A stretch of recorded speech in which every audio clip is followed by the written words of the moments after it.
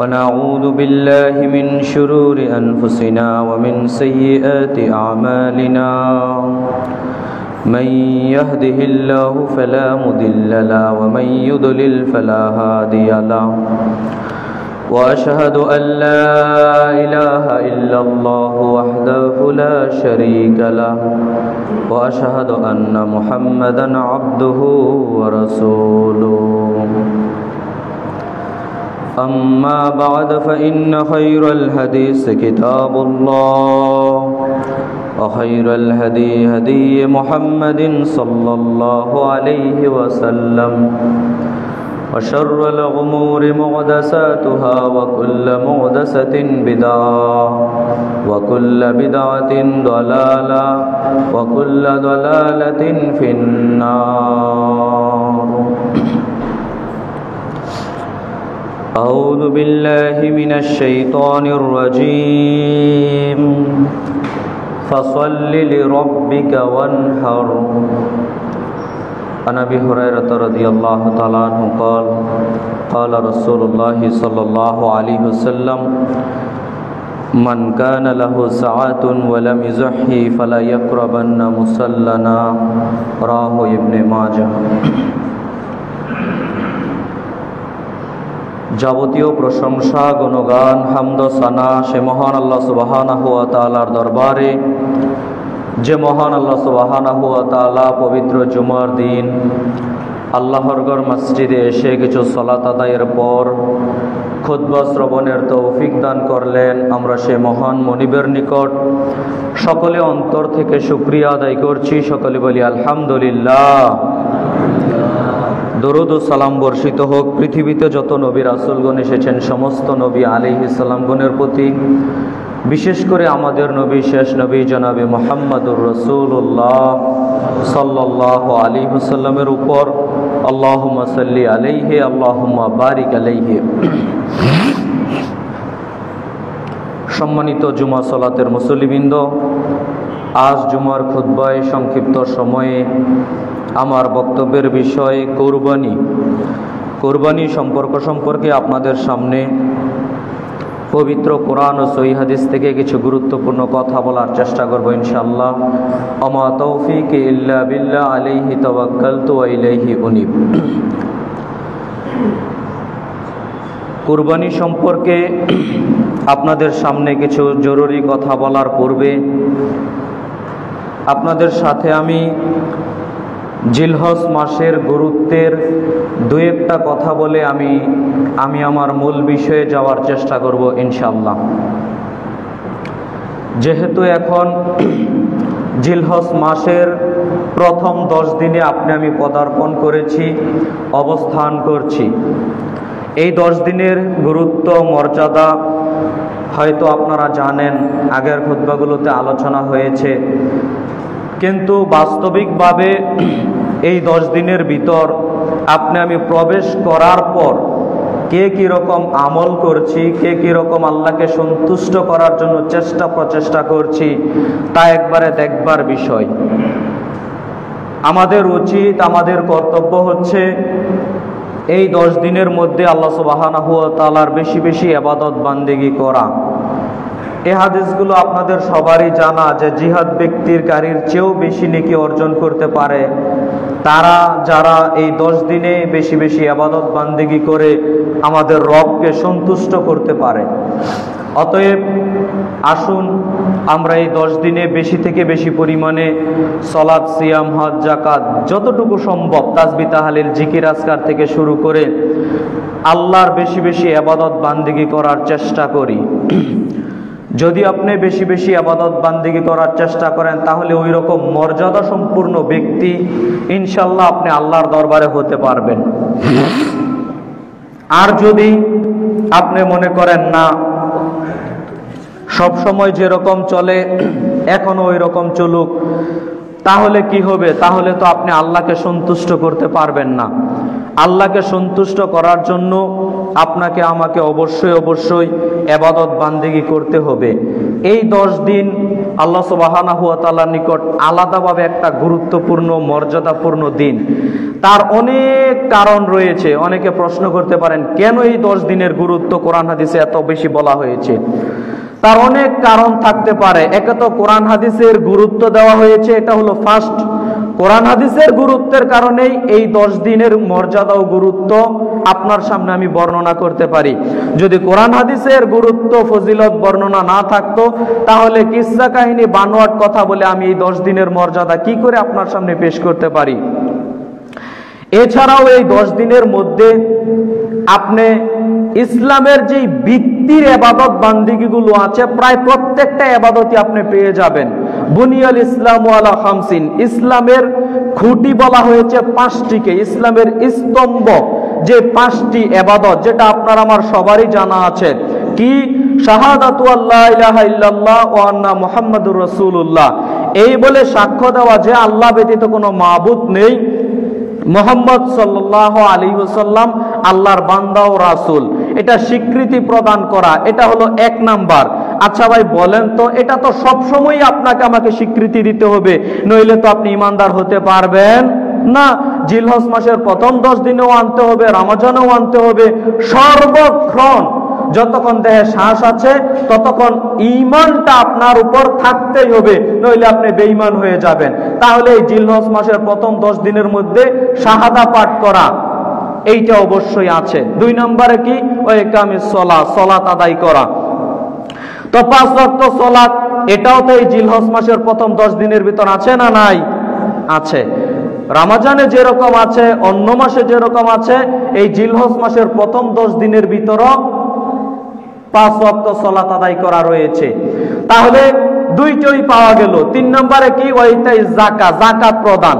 আপনি আমি অনেক মানুষ মনে করে নিয়েছি যে যাকাত প্রদান করতে হবে শুধুমাত্র রমজান মাসে। না, মনে রেখে দিন, আপনি যেই দিন নেসাব পরিমাণ সম্পদের মালিক হয়েছেন, আপনি যেই দিন নেসাব পরিমাণ সম্পদের মালিক হয়েছেন, যাকাত দেওয়ার মতো উপযুক্ত হয়েছেন, ওই দিন থেকে যেই দিন পূর্ণ 1 বছর হয়ে যাবে ওই দিন আপনাকে যাকাত প্রদান করতে হবে। এটা রমজানেও দিতে পারেন, অন্য মাসেও দিতে পারেন, জিলহজ মাসের প্রথম 10 দিনের ভিতরও হতে পারে। কথা কি বুঝতে পারলাম?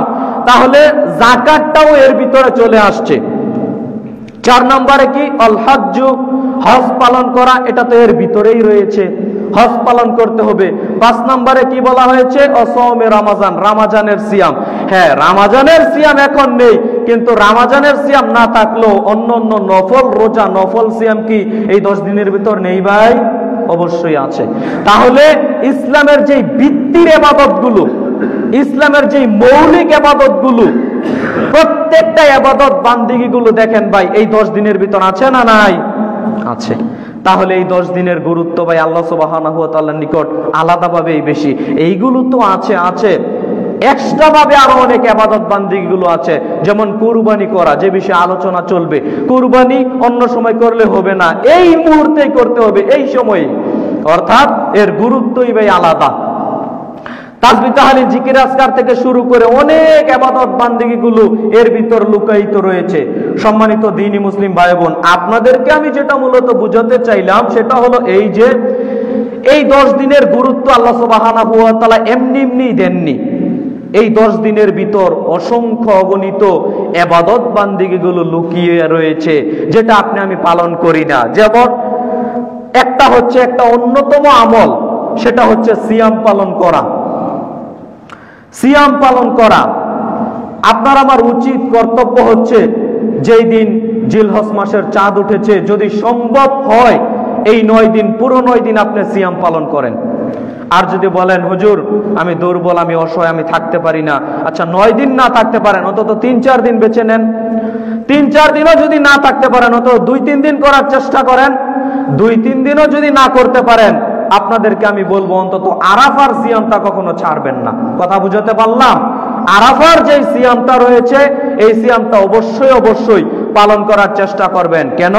আরাফার সিয়ামের মর্যাদা, ফজিলত, এ ব্যাপারে রাসূল সাল্লাল্লাহু আলাইহি ওয়াসাল্লাম তিনি বলছেন, হাদিসটি আপনারা মুসলিমে পেয়ে যাবেন, মিশকাতুল মাসাবিহের মধ্যে পেয়ে যাবেন হাদিস নাম্বার 2044। আবু কাতাদা রাদিয়াল্লাহু তাআলা আনহু বলেন, রাসূল সাল্লাল্লাহু আলাইহি ওয়াসাল্লাম বলেছেন, সিয়ামু ইয়াউমি আরাফা আহতাসিবু আলাল্লাহ আইয়ুকাফিরা সানাতাল্লাতি ক্বাবলা ওয়া সানাতাল্লাতি বা'দা। রাসূল সাল্লাল্লাহু আলাইহি ওয়াসাল্লাম তিনি বলছেন, কোন মানুষ যদি আরাফার একদিন সিয়াম পালন করে, কয়দিন সিয়াম? একদিন সিয়াম পালন করে, তাহলে আল্লাহ সুবহানাহু ওয়া তাআলা তার অতীতের 1 বছরের সগীরা গুনাহ এবং সামনের 1 বছরের সগীরা গুনাহ, 2 বছরের সগীরা গুনাহ আল্লাহ তার মাফ করে দিবেন। সুবহানাল্লাহ। কত বিশাল ফজিলত, কত বিশাল মর্যাদা ভাই! 2 বছরের সগীরা গুনাহ আল্লাহ সুবহানাহু ওয়া তাআলা মাফ করে দিবেন। দেখেন, নফল যত সিয়াম আছে, নফল যত সিয়াম আছে, এরকম ফজিলত রাসূল সাল্লাল্লাহু আলাইহি সাল্লাম আর বর্ণনা করলেন না। তিনি বলেছেন যে নফল সিয়াম রোজার মধ্যে সর্বোত্তম রোজা হচ্ছে আশুরার সিয়াম। এরপরও যখন আশুরার রোজা, মুহররমের সিয়ামের ফজিলত রাসূল সাল্লাল্লাহু আলাইহি ওয়াসাল্লাম বর্ণনা করছেন, তখন তিনি এই ফজিলত পেশ করছেন না। কথা বুঝাতে পারলাম?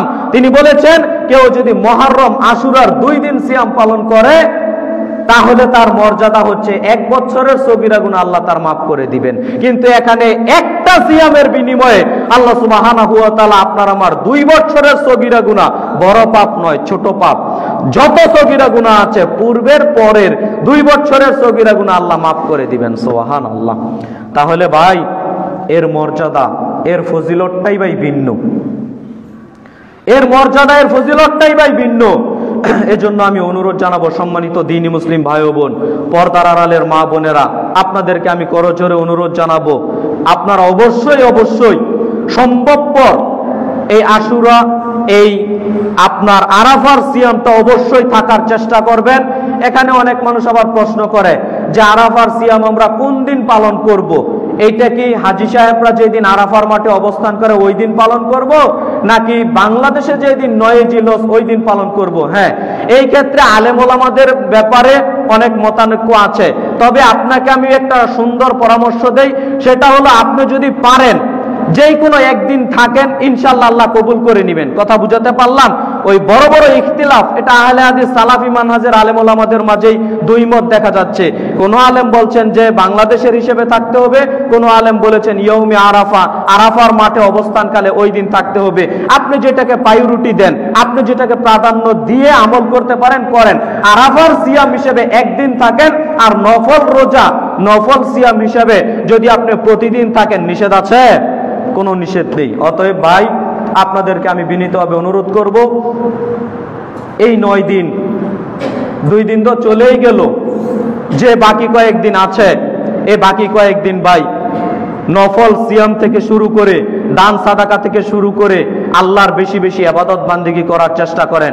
যদি আপনি আল্লাহর বেশি বেশি ইবাদত বান্দেগি করেন, তাহলে আপনি আল্লাহকে সন্তুষ্ট করতে পারবেন। তাহলে একজন জিহাদকারীর চেয়ে বেশি নেকি ইনশাআল্লাহ আপনি অর্জন করতে পারবেন। আল্লাহর মর্যাদা, আপনার মর্যাদাটা আল্লাহ সুবহানাহু ওয়া তাআলার নিকট ওই পর্যন্ত পৌঁছে যাবে ইনশাআল্লাহ। সম্মানিত দ্বীনি মুসলিম ভাই ও বোন, আপনার সামনে আমি বলছিলাম জিলহজ মাসের প্রথম 10 দিনের আমল। এ ব্যাপারে আপনার সামনে কথা না বাড়িয়ে আমি সামনের দিকে যাওয়ার চেষ্টা করছি। সম্মানিত দ্বীনি মুসলিম ভাই ও বোন, আপনার আমার সামনে আর কয়েকদিন পরে যে একটা বিশাল ইবাদত রয়েছে, আল্লাহকে সন্তুষ্ট করার একটা অন্যতম মাধ্যম, তা হলো কুরবানি করা। মনে রাখা ভালো হবে, পৃথিবীতে যে সমস্ত ইবাদত বন্দেগী দিয়ে আল্লাহকে সন্তুষ্ট করা যায়, আল্লাহকে রাজি খুশি করা যায়, তার মধ্যে একটা অন্যতম ইবাদত হচ্ছে কুরবানি করা। তার মধ্যে একটা অন্যতম আমল হচ্ছে কুরবানি করা। এইটাও যে আমল, অধিকাংশ মানুষ মনেই করে না। যেমন আমি অনেক সময় এমনটা বলি, অনেক মানুষ দেখবেন যে সালাত আদায় করার জন্য অজু করে। আমরা অজু করি না সালাত আদায় করার জন্য, কিন্তু অজু যে করি, এত তাড়াহুড়া করে অজু করে সালাতের মধ্যে চলে আসি। কেন করে চলে আসি তাড়াহুড়া করে? এজন্য, কেননা আমাকে সালাত আদায় করতে হবে, ইবাদত করতে হবে। কিন্তু অজু করা যে একটা বিশাল বড় ইবাদত, এটা অধিকাংশ মানুষ মনেই করি না। কথা বুঝাতে পারলাম? ওযু করা যে একটা বিশাল বড় ইবাদত, এর মাধ্যমে এত ফজিলত বর্ণনা করা হয়েছে হাদিসের মধ্যে। কেউ যদি সুন্দরভাবে ওযু করে 2 রাকাত সালাত আদায় করে, জান্নাতের 8টি দরজা আল্লাহ খুলে দেন, এমন ফজিলত রাসূল সাল্লাল্লাহু আলাইহি সাল্লাম বলেছেন। অর্থাৎ এত ফজিলত থাকা সত্ত্বেও ওযুটাকে আমি প্রাধান্য দেই না, গুরুত্ব দেই না। গুরুত্ব দেই কি? ওই সালাতটাকে।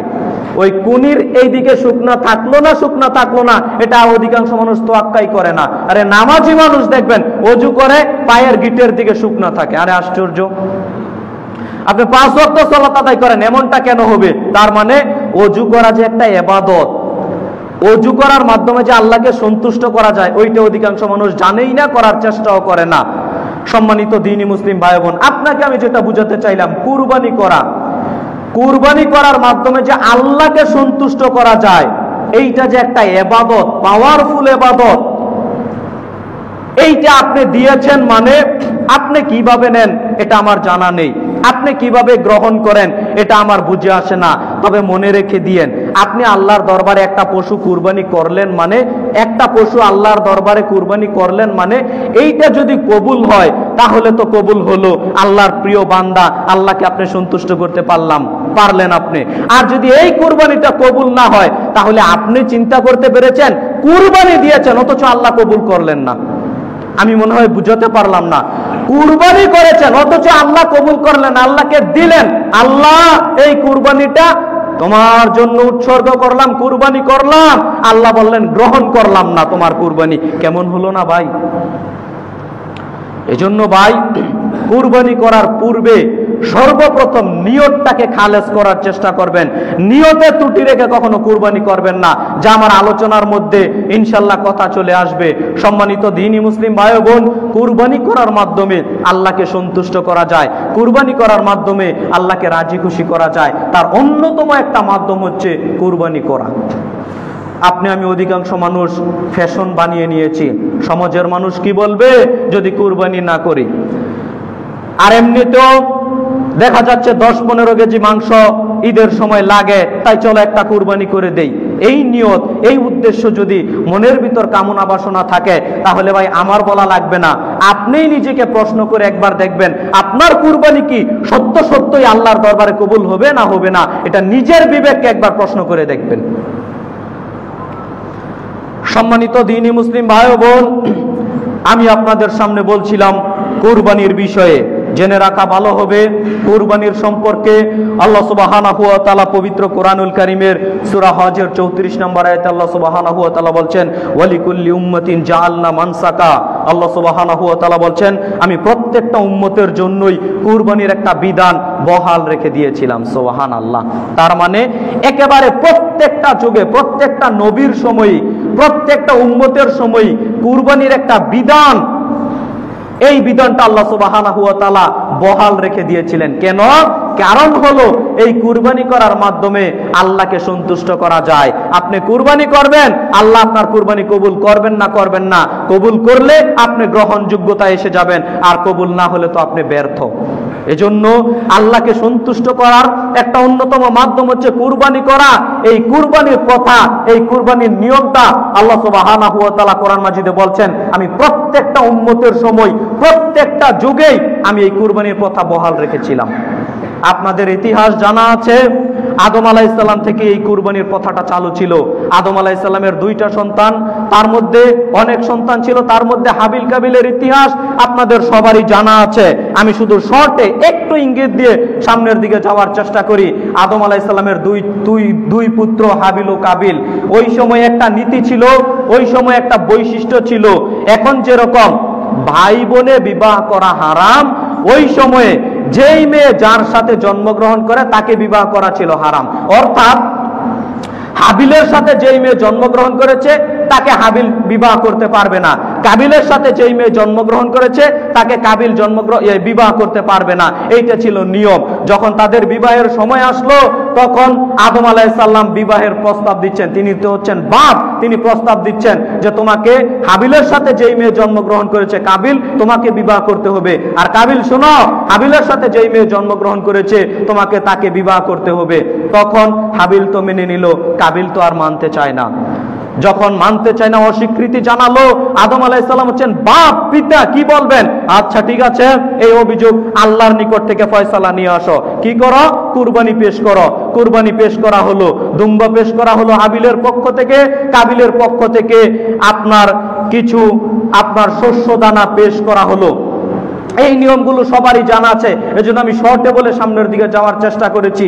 আকাশ থেকে আগুন এসে, ওই সময়ের যেটা নীতি নিয়ম ছিল, আকাশ থেকে আগুন এসে হাবিলের কুরবানি আল্লাহ কবুল করলেন, কাবিলের কুরবানি আল্লাহ কবুল করলেন না। ফলশ্রুতিতে দেখা গেল কাবিলের মনের ভিতর একটা জিদ তৈরি হলো, ক্ষোভ তৈরি হলো, রাগ তৈরি হলো, যার কারণে কাবিল এটা মেনে নিতে পারলো না যে হাবিলের কুরবানি আল্লাহ কবুল করলেন, আমার কুরবানি কবুল করলেন না, যার কারণে কাবিল হাবিলকে হত্যা করে দেয়। সম্মানিত দ্বীনি মুসলিম ভাই বোন, আর এই বিবরণ যখন রাসূল সাল্লাল্লাহু আলাইহি সাল্লাম পেশ করছেন, তখন তিনি একটা কথা বলেছিলেন, শোনো, পৃথিবীতে যত হত্যাযোগ্য হবে, তার একটা ভাগের অংশ আল্লাহ সুবহানাহু ওয়া তাআলা কাবিলের আমলনামায় দিয়ে দিবেন। কেন? কাবিলই সর্বপ্রথম হত্যা প্রথা চালু করেছে। সম্মানিত দ্বীনি মুসলিম ভাই বোন, এইটা আপনার জানা খুব প্রয়োজন আমি মনে করছি। এই কথাটা জানা আপনার খুব প্রয়োজন, এটা আমি মনে করেছি। আপনি একটা পাপের কাজের উদ্বোধন করে দিলেন। দেখেন না, জুয়া খেলার উদ্বোধন করে দেয় উমুক সাহেব, উমুক খেলার উদ্বোধন করে দেয় উমুক সাহেব, আপনি উদ্বোধন করতে যাচ্ছেন না। মনে রেখে দিয়েন, যত পাপ করবে তার সমপরিমাণ পাপ আল্লাহ আপনার আমলনামায় দিয়ে দিবেন। সাদাকায়ে জারিয়া যেরকম নেকির কথা বলি, সাদাকায়ে জারিয়া এইটাও আপনার যাবে অনুরূপ ভাবে। আপনি, এটা হচ্ছে ইসলামের একটা মূল বেসিক বৈশিষ্ট্য। এই কথাটা আপনি মরণের আগের দিন পর্যন্ত স্মরণে রাখবেন ভাই, মৃত্যুর আগের দিন পর্যন্ত এই কথাটা স্মরণে রাখবেন। আপনি যদি কোনো সাদাকায়ে জারিয়া ভালো আমল করেন, এইটা যেরকম মরণের পরে আপনি পেতে থাকবেন নেকিগুলো, আপনি যদি কোনো খারাপ কর্ম সূচনা করে দিয়ে থাকেন, অনুরূপ ভাবে ওই পাপের কাজও আপনার মৃত্যুর পর কবরে যেতে থাকবে। উদাহরণস্বরূপ একটা টিকা বলি, বুঝতে পারবেন। আপনি বাড়িতে একটা টিভি কিনে নিয়ে আসলেন, 10,000 টাকা খরচ করে, 20,000 টাকা খরচ করে একটা বাড়িতে টিভি কিনে নিয়ে আসলেন। এই টিভিতে কি চলে? নোংরামি চলে, বেহায়াপনা চলে, অশ্লীলতা চলে, নাটক চলে, সিনেমা চলে, সব কিছু দেখে। কে দেখে? আপনার পরিবারের সদস্যরাই দেখে। কিনে নিয়ে এসেছেন আপনি, মনে রেখে দিয়েন, কথা বাড়ি হলেও কথাটা মনে রেখে দিয়েন। আপনাকে শুধু একটা এক্সাম্পল শুধুমাত্র দিচ্ছি, আপনি সার্বিক জীবনে এই কথাটা মিলিয়ে নিবেন। আপনি যেদিন মারা যাবেন, আপনি যেদিন মৃত্যুবরণ করবেন, টিভিটা তো বাড়িতে থেকেই যাবে। আপনি যেদিন মৃত্যুবরণ করবেন, টিভিটা তো বাড়িতে থেকেই যাবে। মনে রেখে দিয়েন, কবরে আপনার অনুরূপভাবে পাপগুলো যেতে থাকবে। আপনি কবরে শুয়ে আছেন, আর আপনার পরিবারের সদস্যরা ওই নাটক দেখছে, সিনেমা দেখছে, অশ্লীল ভিডিও দেখছে, যত বেহায়াপনা দেখছে, তার সমপরিমাণ পাপের ভাগীদার আপনি কবরে শুয়ে থেকে থেকে হতে চাচ্ছেন। এজন্য ভাই, কখনো এরকম হালকা করে এই সমস্ত বিষয়গুলো নিবেন না। সম্মানিত দ্বীনি মুসলিম ভাই বোন, সার্বিক জীবনে যেই পাপের সূচনা আপনার কাজ দিয়ে হতে যাচ্ছে, ওইটাকে আজকে গিয়ে স্টপ করার চেষ্টা করবেন, আজকে গিয়ে। সম্মানিত দ্বীনি মুসলিম ভাই বোন, আপনার সামনে আমি যে কথা বলতে চাচ্ছিলাম, দেখেন এখান থেকে শিক্ষা। কুরবানি আসবে যাবে, কিছু শিক্ষা নিতে পারবো না, এমনটা যেন আপনার আমার জীবনে ভাই না ঘটে। কুরবানি আসবে যাবে, এর মধ্য দিয়ে আপনাকে আমাকে অবশ্যই অবশ্যই শিক্ষাগুলো নিতে হবে। কি বলেন? যদি শিক্ষাগুলো না নেই তো পশু জবাই করলাম, আর কোনো ফায়দা হবে না, গোশত খেতে পারবো। সম্মানিত দ্বীনি মুসলিম ভাই বোন, আমি বলছিলাম এখানে একটা মূল আরেকটা কথা বলে দেই, মনে রেখে দিয়েন। আল্লাহ সুবহানাহু ওয়া তাআলা হাবিলের কুরবানি কবুল করেছেন, কাবিলের কুরবানি কবুল করলেন না। মূল কারণ জানেন কি? মূল কারণ হচ্ছে হাবিলের নিয়ত ছিল ভালো, কাবিলের উদ্দেশ্য নিয়ত ছিল খারাপ। কথা বুঝাতে পারলাম? হাবিলের নিয়ত ছিল কাকে সন্তুষ্ট করা? আল্লাহকে সন্তুষ্ট করা। আর কাবিলের নিয়ত ছিল কি? তার বোনকে বিবাহ করা। নিয়ত দেখেন ভিন্ন। আমি মনে হয় বুঝাতে পারলাম না কথাটা। তাদের নিয়তের ত্রুটির কারণেই আল্লাহ সুবহানাহু ওয়া তাআলা একজনের কুরবানি কবুল করেছেন, আরেকজনের কুরবানি কি করেছেন? কবুল করলেন না। অতএব প্রিয় ভাইয়েরা আমার, নিয়তটাকে খালেস করার চেষ্টা করবেন, যে আমি যে কুরবানি দিচ্ছি এটা আমি আমার রবকে, আমি আমার আল্লাহকে সন্তুষ্ট করার জন্য কুরবানি দিচ্ছি। নিয়তটা যদি খালেস রাখতে পারেন, নিয়তটা যদি আল্লাহর সন্তুষ্ট অর্জনের জন্য করতে পারেন, তাহলে আল্লাহ সুবহানাহু ওয়া তাআলা আপনার আমার কুরবানি কবুল করবেন। সম্মানিত দ্বীনি মুসলিম ভাই বোন, আমি বলছিলাম কুরবানির প্রথা এটা আদম আলাইহিস সালাম থেকে শুরু হয়েছে। প্রত্যেকটা যুগে প্রত্যেকটা নবী রাসূলগণের সময় কুরবানির প্রথা, কুরবানির সিস্টেমটা চালু ছিল।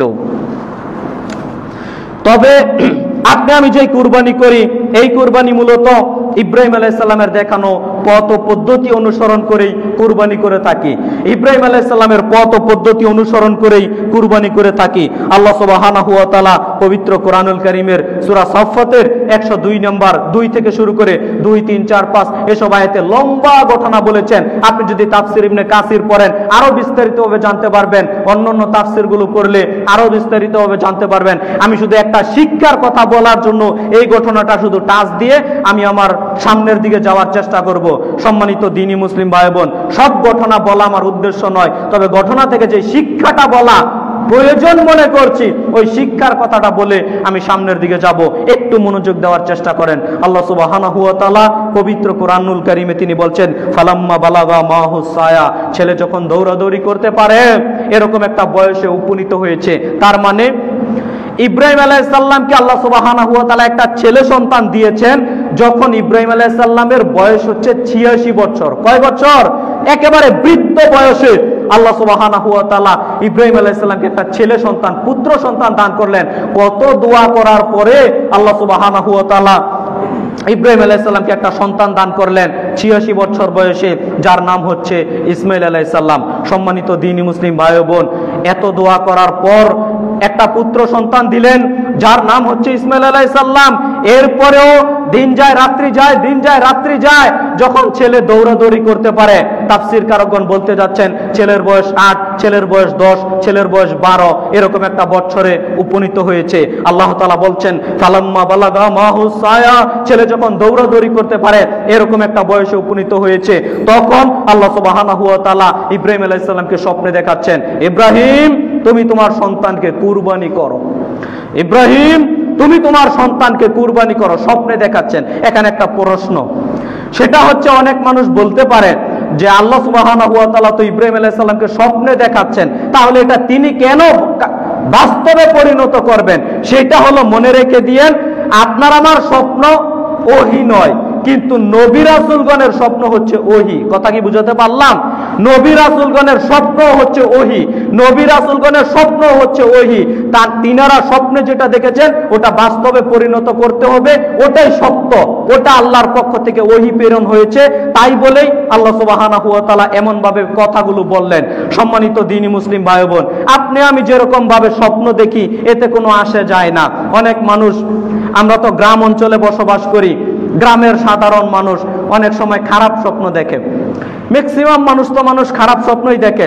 তো যখন খারাপ স্বপ্ন দেখে তখন আলেম ওলামা হুজুরদেরকে দাওয়াত দিয়ে, আমাদের এলাকা ভিত্তিক মানুষ, আপনাদের কি চিন্তা ভাবনা আমার জানা নেই, আলেম ওলামাদেরকে দাওয়াত খাওয়ায়। কেন দাওয়াত খাওয়াচ্ছেন? আজকে একটা খারাপ স্বপ্ন দেখলাম, তাই ভাবলাম কিছু খাবার খাওয়াই। এটা আপনি করতে পারেন না, এইটা আপনি করতে পারেন না। কি করতে পারেন? মনে রেখে দিয়েন, ভালো স্বপ্ন দেখলে কিছু করণীয় আছে, খারাপ স্বপ্ন দেখলে কিছু করণীয় আছে। 1 মিনিট, যদি আপনি ভালো স্বপ্ন দেখেন, ভালো বলতে যেই স্বপ্নটা দেখেছেন এটা আপনার ভালো লেগেছে, এক কথায় উত্তর। কথা বুঝাতে পারলাম? যেই স্বপ্নটা দেখেছেন যেটা আপনার জন্য ভালো লেগেছে, এরকম একটা আপনি স্বপ্ন দেখলেন, তখন আপনি ভালো মানুষের সাথে পরামর্শ করতে পারেন, বলতে পারেন, এতে কোনো সমস্যা নেই। কথা বুঝাতে পারলাম? ভালো মানুষের সাথে বলতে পারেন, কোনো সমস্যা নেই। আর যদি খারাপ স্বপ্ন দেখেন, অপছন্দনীয় কোনো স্বপ্ন দেখেন, তাহলে কয়েকটা করণীয়। এক, সেইটা হলো আপনি যখন খারাপ স্বপ্ন দেখবেন, বিছানাতেই সাইড পরিবর্তন করবেন। অর্থাৎ বাম সাইডে যদি থাকেন ডাইন সাইড হয়ে যাবেন, ডাইন সাইডে যদি থাকেন বাম সাইড হয়ে যাবেন, সাইড পরিবর্তন করে দিবেন। কথা কি বুঝাতে পারলাম? 2, আউযু বিল্লাহি মিনাশ শাইতানির রাজিম, এই দোয়াটা পাঠ করবেন। দোয়াটা পাঠ করার পর বাম দিকে হালকা 3 বার থুতু নিক্ষেপ করবেন। কথা কি বুঝাতে পারলাম? বাম দিকে হালকা 3 বার থুতু নিক্ষেপ করবেন। এটা হলো আপনার করণীয়। পরের যে করণীয় সেটা হলো কারো সাথে কথা বলবেন না এই বিষয়ে। কথা কি বুঝাতে পারলাম? কারো সাথে পরামর্শ করবেন না। আচ্ছা, ভালো স্বপ্ন হলে কি করবেন? ভালো মানুষের সাথে বলতে পারেন। কথা বুঝাতে পারলাম? আর খারাপ স্বপ্ন দেখলে কি করবেন? কারো সাথে বলতে পারবেন না। কথা বুঝাতে পারলাম? কারো সাথে বলতেও পারবেন না, এবং বিছানাতেই কয়েকটা কাজ করতে হবে। এক, সাইড পরিবর্তন করবেন। কথা কি বুঝেন? আমার কথা বোঝা যায়? সাইড পরিবর্তন করবেন। সাইড পরিবর্তন করবেন, আউযু বিল্লাহি মিনাশ শাইতানির রাজিম এইটা পড়বেন, বাম সাইডে হালকা 3 বার থুতু নিক্ষেপ করবেন। এটা হলো আপনার করণীয় যদি আপনি খারাপ অপছন্দনীয় কোনো স্বপ্ন দেখে থাকেন। আমি বলছিলাম সম্মানিত দ্বীনি মুসলিম ভাই বোন, ইব্রাহিম আলাইহিস সালামকে আল্লাহ সুবহানাহু ওয়া তাআলা স্বপ্নে দেখালেন যে ইব্রাহিম তুমি তোমার সন্তানকে কুরবানি করো। এখানে আরো অনেক কথা অ্যাড করা যায়। ওই তাফসীর কারকগণ, মিথ্যা তাফসীর কারকগণ, মিথ্যা বক্তা, মিথ্যুক বক্তা জানেন কি বলেছে? যে আল্লাহ সুবহানাহু ওয়া তাআলা ইব্রাহিম আলাইহিস সালামকে বললেন, ইব্রাহিম তুমি তোমার প্রিয় বস্তু কুরবানি করো। তো ইব্রাহিম আলাইহিস সালাম নিজেই বুঝতে পারছেন না যে প্রিয় বস্তু কি কুরবানি করব। তখন ইব্রাহিম আলাইহিস সালাম 100 উট কুরবানি করলেন। আল্লাহ বললেন, পরের দিন আবার স্বপ্নে দেখাচ্ছেন, হলো না। আবার ইব্রাহিম আলাইহিস সালামকে আল্লাহ বলছেন যে তুমি তোমার প্রিয় বস্তু কুরবানি করো। ইব্রাহিম আলাইহিস সালাম দ্বিতীয় দিনে 100 উট কুরবানি করলেন, আল্লাহ বললেন হলো না। তৃতীয় দিনে 100 উট কুরবানি করলেন, আল্লাহ বললেন হলো না। এইগুলো একেবারে সম্পূর্ণ ভ্রান্ত কথা। কোরআন হাদিসে এরকম কোনো বিবরণ আসেনি, বরং আল্লাহ সুবহানাহু ওয়া তাআলা যেটা বলেছেন, ইব্রাহিম তুমি তোমার সন্তানকে কুরবানি করো। তখন ইব্রাহিম আলাইহিস সালাম তো হচ্ছেন আল্লাহর পক্ষ থেকে নবী, তিনি আল্লাহর হুকুম পালন করবেন, এ কথাই সত্য। আল্লাহ যেটা আদেশ করেছেন ইব্রাহিম আলাইহিস সালাম ওইটা পালন করবেন, তিনি আল্লাহর পক্ষ থেকে নবী। তখন ইব্রাহিম আলাইহিস সালাম তার সন্তানের নিকট চলে গেলেন, ইসমাইল আলাইহিস সালামের নিকট, তার সন্তানের নিকট গিয়ে বলছেন যে ইসমাইল শোনো, আমি আল্লাহ সুবহানাহু ওয়া তাআলার এই হুকুম, আল্লাহ আমাকে এই স্বপ্নে দেখাচ্ছেন তোমাকে যেন আমি কুরবানি করি, তোমাকে যেন আমি জবাই করি। এই পর্যন্ত বলতেই এই শিক্ষাটাই আপনাকে আমি বলবো। দেখেন, ছেলে দৌড়াদৌড়ি করতে পারে, 8-10 বছর বয়স, এরকম একটা বয়সের ছেলেকে ইব্রাহিম আলাইহিস সালাম পিতা হয়ে তার ছেলেকে সরাসরি নির্দেশ আদেশ করছেন, পরামর্শ করছেন যে আল্লাহ আমাকে স্বপ্নে দেখাচ্ছে তোমাকে যেন আমি কুরবানি করি। কুরবানি মানে মরণ সুনিশ্চিত, জবাই করা হবে, তোমাকে যেন আমি কুরবানি করি। তখন ছেলে দেখেন কত ধৈর্যশীল, ছেলে বলছে আব্বা সাতাজিদুনি ইনশাআল্লাহু মিনাস সাবিরিন। আল্লাহ যেহেতু নির্দেশ প্রদান করেছে আমাকে কুরবানি করার জন্য, আপনি কুরবানি করুন। সাতাজিদুনি ইনশাআল্লাহু মিনাস সাবিরিন, আপনি কুরবানি করতে গিয়ে আমাকে অবশ্যই অবশ্যই ধৈর্যশীলদের অন্তর্ভুক্ত পেয়ে যাবেন। সুবহানাল্লাহ। তাদের ত্যাগ, তাদের তিতিক্ষা, এটা আপনাকে আমি বুঝাতে পারবো না। মূল কথাটা হচ্ছে যখন আল্লাহর পক্ষ থেকে কোনো হুকুম আসলো, আল্লাহ নির্দেশ প্রদান করলেন তোমাকে জবাই করতে হবে, কুরবানি করতে হবে, পিতাও তো বলতে পারতেন আল্লাহ বৃদ্ধ বয়সে একটা ছেলে দিয়েছ, আবার তাকে জবাই করতে হবে, আবার তাকে কুরবানি করতে হবে, তুমি আল্লাহ বিধানটা পরিবর্তন করে দাও। ইব্রাহিম আলাইহিস সালাম কি বলতে পারতেন না? না, আল্লাহ যেহেতু নির্দেশ প্রদান করেছে আল্লাহর হুকুম পালন করতে হবে। আল্লাহ যেহেতু আদেশ করেছে আল্লাহর আদেশ আমাকে পালন করতে হবে। চলে গেছে ছেলের নিকট পরামর্শ করার জন্য, ছেলের নিকট পরামর্শ করছেন, আল্লাহ আমাকে স্বপ্নে দেখাচ্ছে তোমাকে যেন আমি কুরবানি করি, তোমার মতামত তুমি পেশ করো। তখন ছেলে দেখেন কত ইমানদার, আল্লাহর প্রতি কত আস্থা।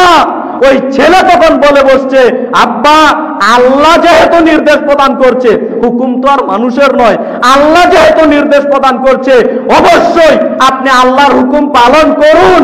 অবশ্যই আপনি আল্লাহর হুকুম পালন করতে গিয়ে আপনি আমাকে ধৈর্যশীলদের অন্তর্ভুক্ত পেয়ে যাবেন।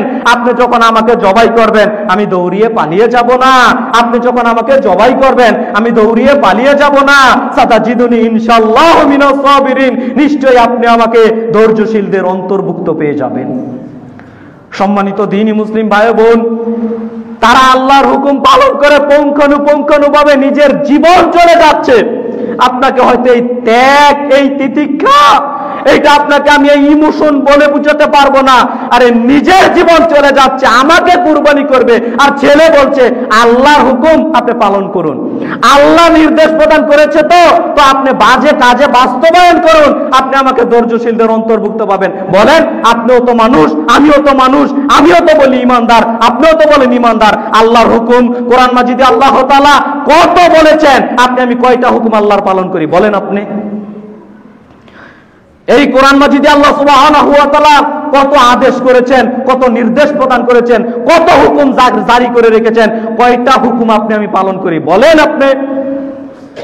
5 ওয়াক্ত সালাত আদায় করতে হবে, আল্লাহ একবার নয়, দুইবার নয়, বারংবার বলেছেন। এরপরও এখান থেকে কয়জন মানুষ বলেন তো 5 ওয়াক্ত সালাত আদায় করি?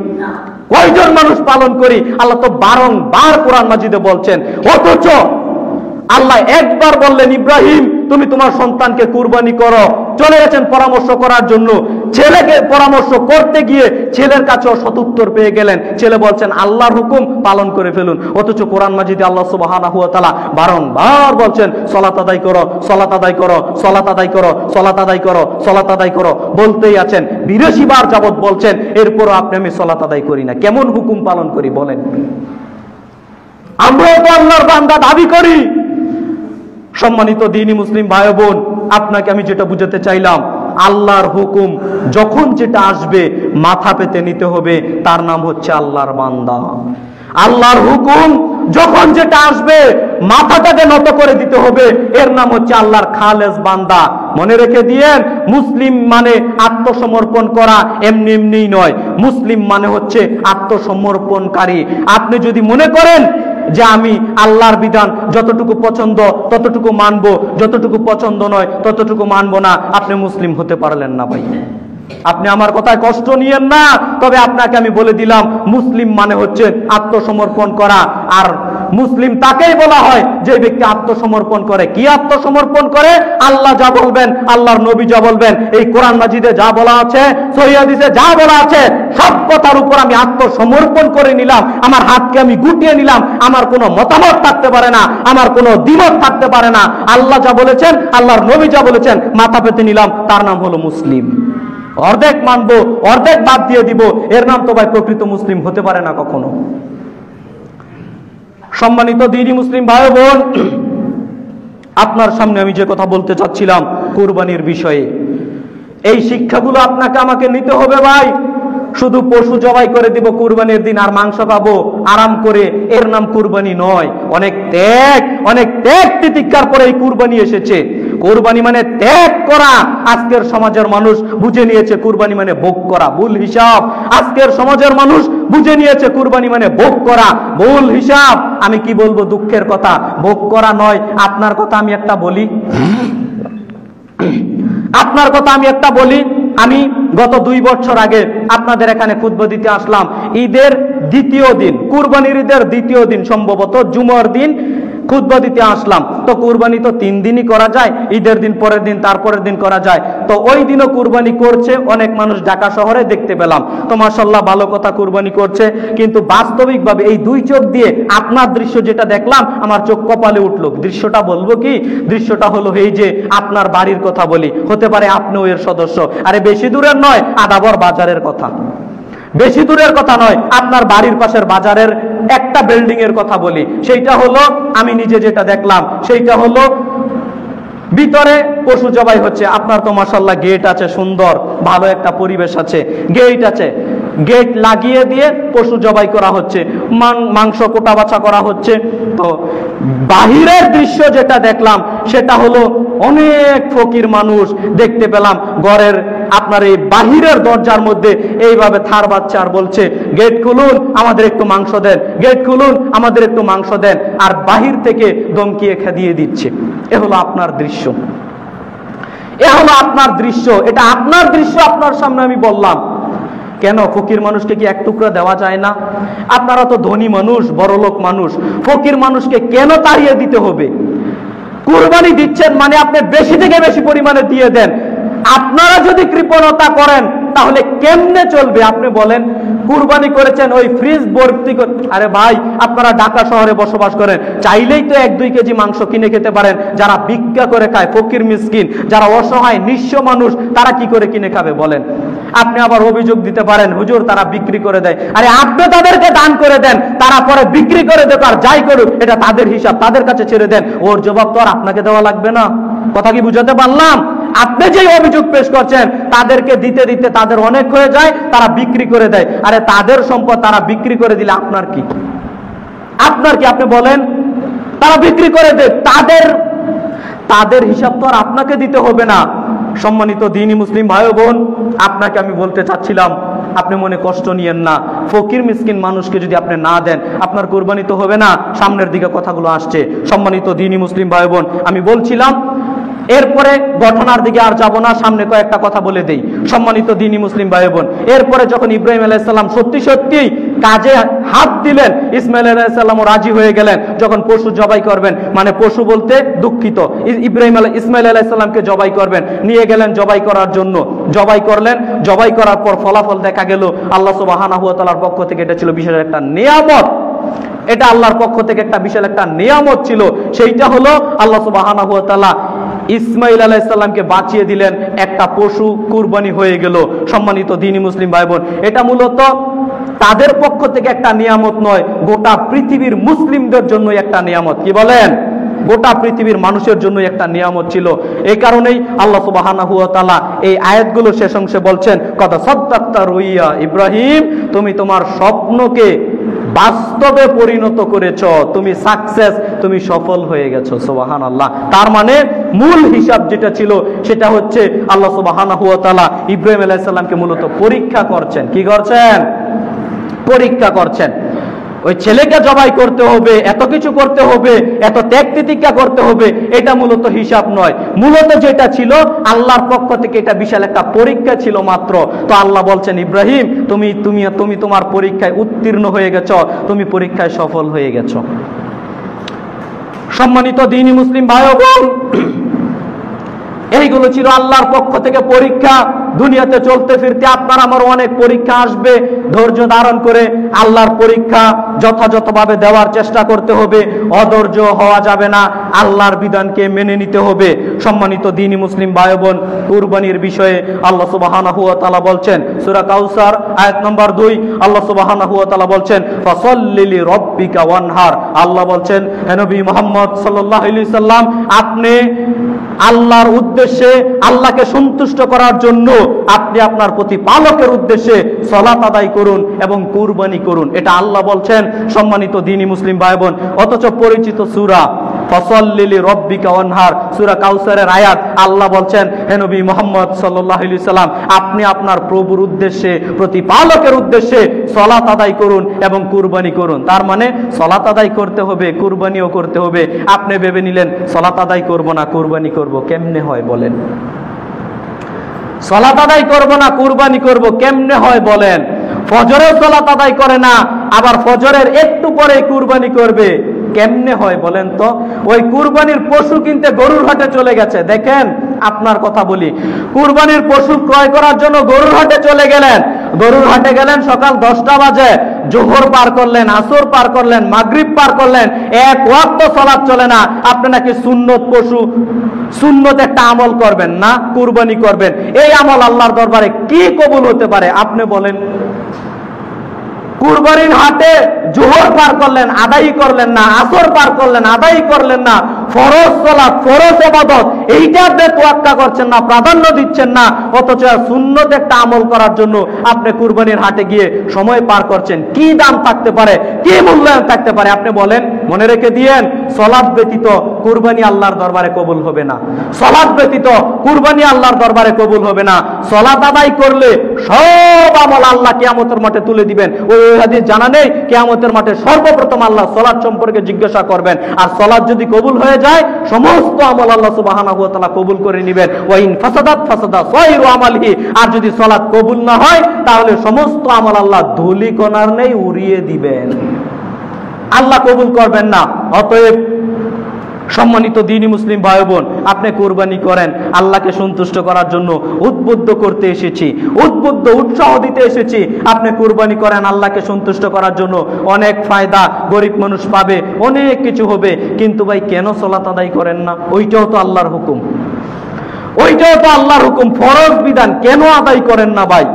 কত ত্যাগ তিতিক্ষার পরে একটা কুরবানি এসেছে, আর ওই কুরবানি শুধুমাত্র নিব, ওই যে বললাম যেটা পছন্দ লাগবে ওইটা নিব, আর যেটা পছন্দ না, কষ্ট হবে, ওইটা করব না। কেমনে মুসলিম থাকতে পারেন আপনি? কেমনে আল্লাহর খালেস একজন বান্দা হতে পারেন আপনি? আপনি বলেন।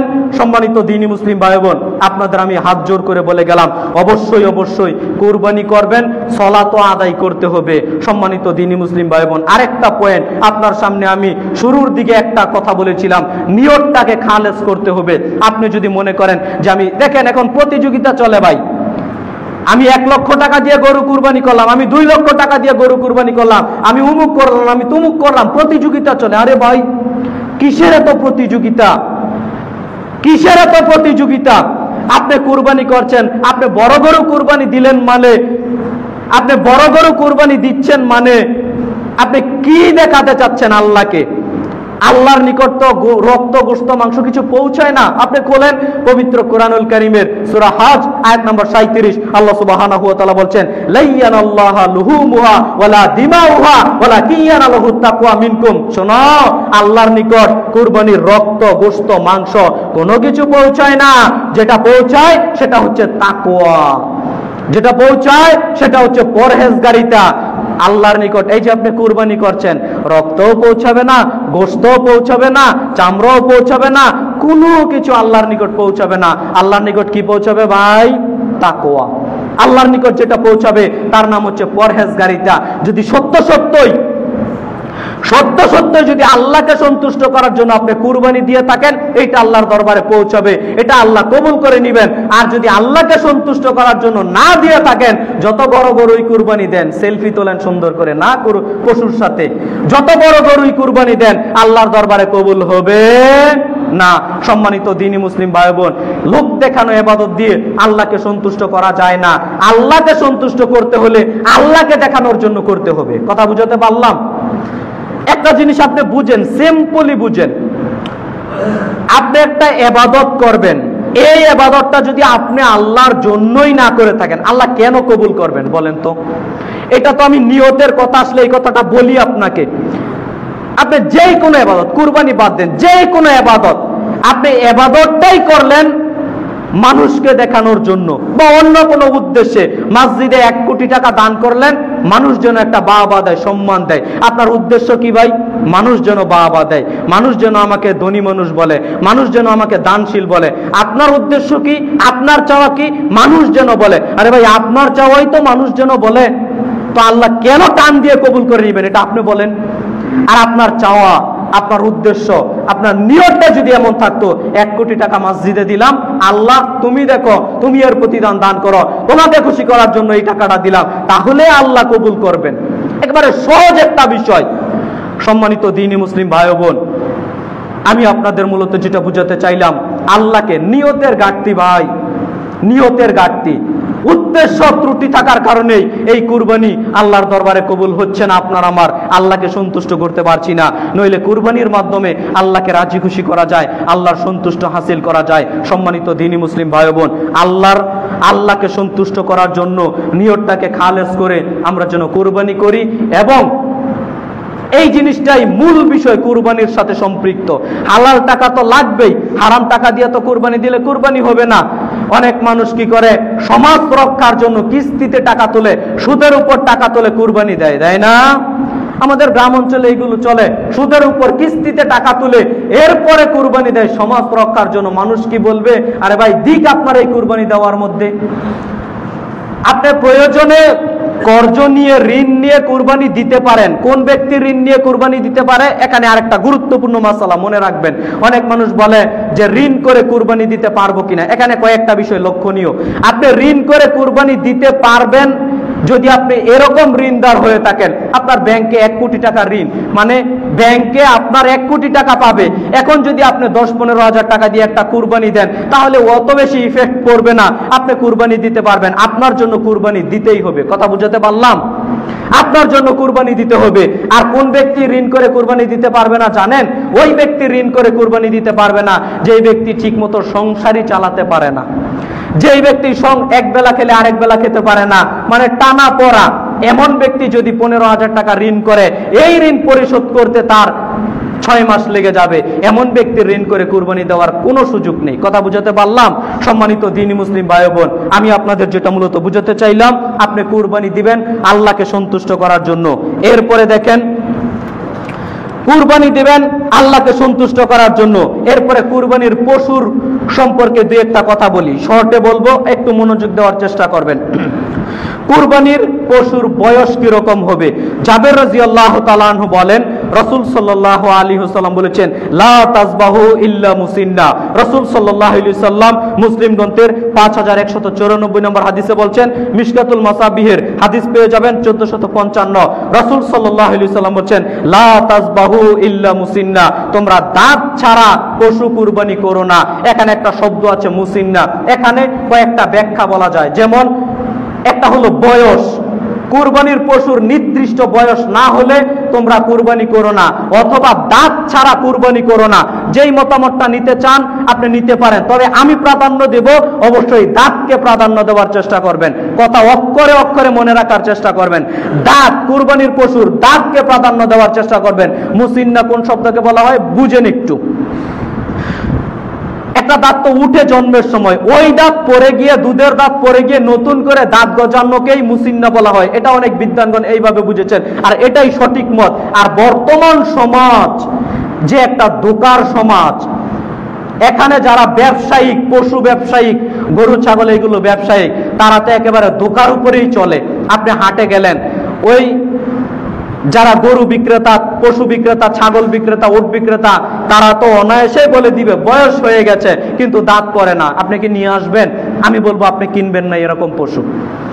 আপনি এরকম পশু কিনবেন না, যতই মোটা তাজা আপনি কিনিয়েন না। কেন? এটা কনফিউজ। তার বয়স কত আপনি নিজেই জানেন না, তার বয়স কত আপনি নিজেই জানেন না। এরকম পশু বাজারে তো ভাই, আমার একটা সহজ কথা বুঝেন, বাজারে পশুর অভাব নেই, টাকা একটু বেশি লাগবে তাই তো। পশুটা একটু ছোট হোক সমস্যা নেই।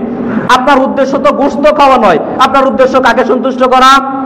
আল্লাহকে সন্তুষ্ট করা। এই যদি হয় উদ্দেশ্য, তাহলে একটা হৃষ্টপুষ্ট দেখে, পশুটা ছোট হোক কোনো সমস্যা নেই, হৃষ্টপুষ্ট দেখে, তাজা দেখে, গোশত একটু কম হোক কোনো সমস্যা নেই, ভালো একটা পশু যেটার দাঁত উঠেছে, দুধের দাঁত পড়ে গিয়ে দাঁত উঠেছে, এরকম একটা পশু আপনি কিনে আনার চেষ্টা করবেন। নির্ভেজাল থাকার চেষ্টা করবেন। কথা বুঝাতে পারলাম? নির্ভেজাল থাকার চেষ্টা করবেন। ওই আপনার যারা গরু বিক্রি করে দালাল, তাদের কাছ থেকে তাদের কথা মতো আপনি পশু আনলে এই পশু দিয়ে আপনি কুরবানি করবেন, কতটুকু যুক্তিযুক্ত হবে এটা আমি বলতে পারি না। তবে এরকম ধোঁকার জগতে আপনি পা দিয়েন না, আপনার পশু কুরবানি না হওয়ার সম্ভাবনাই বেশি থাকবে।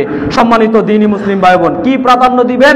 অবশ্যই অবশ্যই দাঁতকে প্রাধান্য দিবেন। এখানে আরেকটা কথা, আপনার যদি নিজের পালের কোনো পশু থাকে, নিজের পাল, হ্যাঁ আপনি লালন পালন করেন, এই পশুটা আমি জানি জন্ম হয়েছে অমুক তারিখে, আজকে গিয়ে পূর্ণ 2 বছর হয়েছে, এখন দাঁত পড়েনি কারণবশত, আমি বলবো তাহলে আপনি কুরবানি করতে পারেন, কোনো সমস্যা নেই। কথা কি আমি বুঝাতে পারলাম? কিন্তু আপনি কিনে আনছেন দালালদের কাছ থেকে, আপনি পাইকারদের কাছ থেকে কিনে আনছেন, এখন আপনি দাঁত ছাড়া ভাই পশু কুরবানি দিয়েন না। সম্মানিত দ্বীনি মুসলিম ভাই বোন, এই পরামর্শটাই আপনার সামনে আমি দিয়ে গেলাম। আল্লাহ সুবহানাহু ওয়া তাআলা আপনাকে আমাকে অবশ্যই সঠিক বুঝে সঠিক নিয়মে কুরবানি করার তৌফিক দান করুক। সবাই বলি আল্লাহুম্মা আমিন। আরেকটা বিষয়, 4 ধরনের পশু কুরবানি করলে কুরবানি হবে না। 4 ধরনের পশু এড়িয়ে চলার চেষ্টা করবেন। হাদিসটা আপনারা পেয়ে যাবেন সুনানে আবু দাউদের মধ্যে এসেছে হাদিস নাম্বার 2804, এবং ইবনে মাজাহতে পেয়ে যাবেন হাদিস নাম্বার 3144। বারা ইবনে আযিব রাদিয়াল্লাহু তাআলা আনহু বলেন, রাসূল সাল্লাল্লাহু আলাইহি ওয়াসাল্লাম তিনি বলেছেন, শোনো চার ধরনের পশু কুরবানি করিও না, চার ধরনের পশু কুরবানি করিও না। এই চার ধরনের পশু কুরবানি করলে কুরবানি হবে না। এক, অক্ষরে অক্ষরে বুঝেন ভাই, এক স্পষ্ট ল্যাংড়া, স্পষ্ট ল্যাংড়া পশু আছে না, এই ধরনের পশু কুরবানি করিও না, কুরবানি করলে কুরবানি হবে না।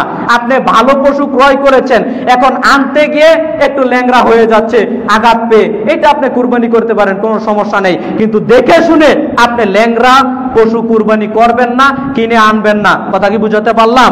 দুই, স্পষ্ট কানা, দেখতে পাচ্ছেন কানা পশুটা, এই পশু আপনি কুরবানি করবেন না, এই পশু কুরবানি করলে কুরবানি হবে না, রাসূল সাল্লাল্লাহু আলাইহি সাল্লাম তিনি বলেছেন। তিন, স্পষ্ট রোগী, রোগা সোগা, একেবারে দেখতেই একেবারে জীর্ণ শীর্ণ, মরে মরে, নিজেই চলতে পারে না, আরেকজন ধাক্কিয়ে ধাক্কিয়ে নিয়ে যাচ্ছে। আছে না এরকম পশু? অনেক মানুষ কম টাকার লোভে পরে কিনে নিয়ে আসে, মাংস একটু বেশি হবে কিনে নিয়ে আসে, এরকম পশু আপনি কিনে নিয়ে এসে কুরবানি দিতে পারেন, গোশত খেতে পারেন, কুরবানি হবে না। এই পশুগুলো এড়িয়ে চলার চেষ্টা করবেন। চার, কান কাটা, শিং ভাঙা, লেজ কাটা। চার, কান কাটা, শিং ভাঙা, লেজ কাটা, এই ধরনের পশু আপনারা কুরবানি করবেন না, কুরবানি করলে কুরবানি হবে না। আবারও বলি, বারা ইবনে আযিব রাদিয়াল্লাহু তাআলা আনহু বলেন, রাসূল সাল্লাল্লাহু আলাইহি সাল্লাম বলেছেন, তোমরা চার ধরনের পশু কুরবানি করো না। এক, স্পষ্ট ল্যাংড়া, কথাগুলো মনে রাখবেন, কেননা পশু তো কিনতে যাবেন আপনি, কথাগুলো একটু মনে রাখেন। ল্যাংড়া স্পষ্ট এরকম পশু আপনি কুরবানি করবেন না। দুই, স্পষ্ট কানা, এরকম পশু আপনি কুরবানি করবেন না, এরকম পশু কুরবানি করলে কুরবানি হবে না।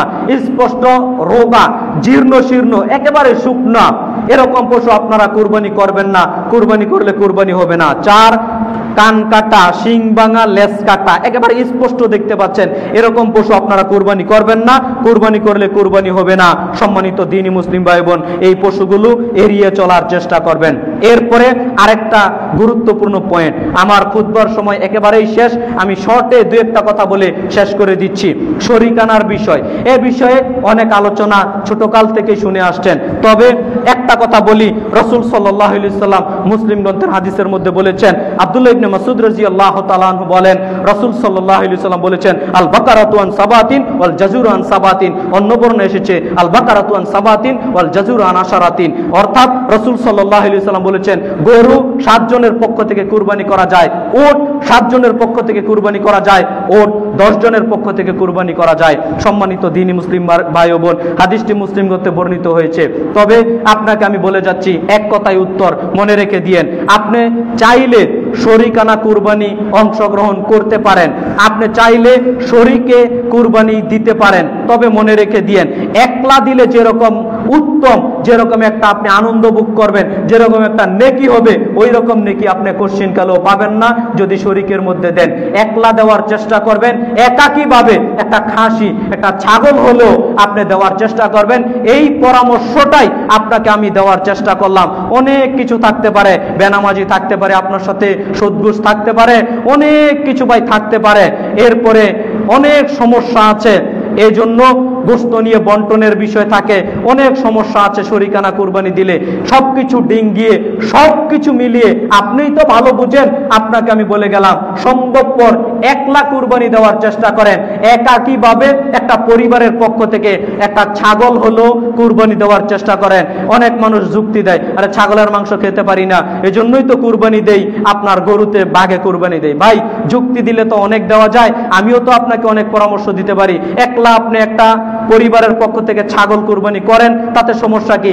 আপনার যদি গরুর মাংস খাওয়ারই স্বাদ থাকে, আপনি তো কিনে এনেও খেতে পারেন, অথবা আপনার যদি সামর্থ্য থাকে একাও একটা দেন, শরিকও একটা দেন, সমস্যা আছে কোনো? সম্মানিত দ্বীনি মুসলিম ভাই বোন, এজন্য সর্বপ্রথম প্রায়োরিটি দেওয়ার চেষ্টা করবেন, প্রাধান্য দেওয়ার চেষ্টা করবেন একা কুরবানি। যদি হ্যাঁ শেষমেশ একেবারে বলছেই না কোনো হিসাব, একা দেওয়া অসম্ভব, দিতেই পারছি না, আপনি শরিকে দিতে পারেন, জায়েজ, নেকিও পেয়ে যাবেন, কোনো সমস্যা নেই। তবে সম্ভবপর একা একাই কুরবানি দেওয়ার চেষ্টা করবেন, এই পরামর্শটাই আমি আপনাদের সবাইকে দিয়ে যাওয়ার চেষ্টা করছি। আল্লাহ তুমি আমাদের সবাইকে সঠিক বুঝে আমল করার তৌফিক দান করো, সবাই বলি আল্লাহুম্মা আমিন। সম্মানিত দ্বীনি মুসলিম ভাই বোন, এরপরে আরেকটা গুরুত্বপূর্ণ বন্টনের বিষয় থাকে। বন্টনের বিষয়ে কথা বলতে গেলে আল্লাহ সুবহানাহু ওয়া তাআলা কোরআনুল কারীমে সূরা হজের 28 নম্বর আয়াতে বলছেন, ফাকুলু মিনহা ওয়াতিমুল বাইসাল ফাকির, তোমরা কুরবানির মাংস নিজেরা ভক্ষণ করো এবং অসহায় ফকির মিসকিন মানুষকে দিয়ে দাও। সম্মানিত দ্বীনি মুসলিম ভাই বোন, অত্র আয়াতের মাধ্যমে বোঝা যাচ্ছে কুরবানির মাংস নিজেরাও ভক্ষণ করতে হবে, ফকির মিসকিন অসহায় মানুষকেও দিতে হবে। ওই যে প্রচলিত আছে 3 বন্টন করতে হবে, আপনি 3 বন্টন করেন, কোনো সমস্যা নেই। তবে এই কথাটা অনেকে জানে না, 3 বন্টন আপনি কম বেশি করতে পারেন। কথা বুঝাতে পারলাম? 3 বন্টন আপনি কম বেশি করতে পারেন। অর্থাৎ আপনি যদি গরিব অসহায় নিঃস্ব মানুষ থাকেন, আপনি কষ্ট করে একটা কুরবানি দিচ্ছেন, আপনার পরিবারের সদস্য সংখ্যা অনেক বেশি, তাহলে আপনি চাইলে আপনার বন্টনে মাংস গোশত বেশি রাখতে পারেন, এতে কুরবানি বাতিল হবে না। কথা বুঝাতে পারলাম? ফকির মিসকিন আসলে অল্প কিছু দিয়ে আপনি বেশি মাংস খেতে পারেন, আপনি যদি গরিব মানুষ হন। কথা বুঝেন? আপনারা তো ঢাকার মানুষ, শ্যামলীর মানুষ, আদাবর বাজারের পাশের মানুষ, আপনাদের কি টাকা পয়সা কম? আপনি কেন কৃপণতা করেন? আপনি কেন কৃপণতা করেন? আপনার কৃপণতা সাজে না। আপনি একটা পশু কুরবানি দিয়েছেন, আপনি কেন 3 বন্টন করবেন? আপনি অল্প একটু রেখে প্রায় সবগুলো ফকির মিসকিনকে দিয়ে দেন। এটা আমার পক্ষ থেকে পরামর্শ। আপনি ধনী মানুষ, আপনাকে ফ্রিজ পূর্ণ করে রেখে দিতে হবে, আরেকটা বাজার থেকে নতুন ফ্রিজ কিনে নিয়ে আনতে হবে মাংস রাখার জন্য। কেন ভাই এত হিসাব? কেন এত হিসাব? আপনি অল্প রাখেন, ওই বছর বেঁধে খেতে হবে, এটা গরিব মানুষ দাবি করতে পারে, আপনি ঢাকার মানুষ এই দাবি করতে পারেন না, আপনি শ্যামলীর মানুষ এই দাবি করতে পারেন না। আপনি অল্প ফ্রিজে রেখে বাকিগুলো ফকির মিসকিন অসহায় গরিব আত্মীয় স্বজনের মাঝে বিলিয়ে দেন। এইটাই হবে আপনার উদারতা। আপনি যে আল্লাহর পক্ষ থেকে কুরবানি করছেন, আল্লাহকে সন্তুষ্ট করার জন্য যে কুরবানি করছেন, এটাই হবে আপনার প্রধান, একেবারে সার্বিক বাহ্যিক বিষয়টা ফুটে আসবে এখানেই। এজন্য ভাই, এই পরামর্শটা আমি আমার পক্ষ থেকে দিয়ে গেলাম কোরআন হাদিসের প্রেক্ষিতে। সম্মানিত দ্বীনি মুসলিম ভাই বোন, আলোচনার শেষ পর্যায়ে আল্লাহকে বলি, আল্লাহ তুমি বড় দয়াবান, তুমি বড় রহমান, তুমি দয়া করে প্রত্যেকটা বিষয় যেন আমরা পবিত্র কোরআন ও সহিহ হাদিস মোতাবেক জীবন পরিচালনা করতে পারি। আল্লাহ তুমি আমাদের সেই তৌফিক দান করো। সবাই বলি আল্লাহুম্মা আমিন। আল্লাহুম্মা সাল্লি আলাইহি, আল্লাহুম্মা বারিক আলাইহি।